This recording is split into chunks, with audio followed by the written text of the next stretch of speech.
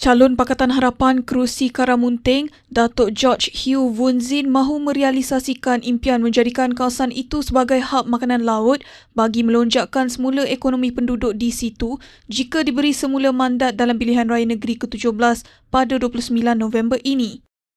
Berkongsi visi itu, Wunzin berkata beliau bersama Ahli Parlimen Batu Sapi, Datuk Khairul Firdaus Akbar Han sudah melakukan beberapa siri perbincangan dan melaksanakan usaha awal untuk mencapai hasrat itu termasuk menaik taraf pasar Karamunting selain membina jeti nelayan baru.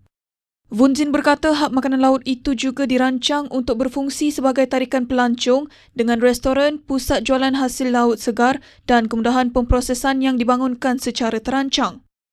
Katanya semua kapal nelayan kecil yang berlabuh di jeti itu nanti boleh memasarkan terus hasil laut kepada pemborong sekaligus menarik lebih ramai pelancong ke sandakan untuk menikmati makanan laut segar. Beliau berkata demikian ketika ditemui pada program Santuni Rakyat di Kampung PPH Karamunting pada 20 November. Okey, seperti Karamunting ini dalam 70-an, 80-an, ini tempat memang maju. Time itu hanya kayu palak. Sini maju, tetapi oleh sebab zaman sekarang ni tiada sudah kayu palak, tetapi kita macam mana mau planning untuk bangunkan ekonomi di Karamunting setang jalan, iaitu kita mau naik taraf ataupun buat Karamunting khususnya di Pasar Karamunting hingga ke Kampung Pukat, hingga ke Pasir Putih, kita mau kasih buat sektor perancongan, okey.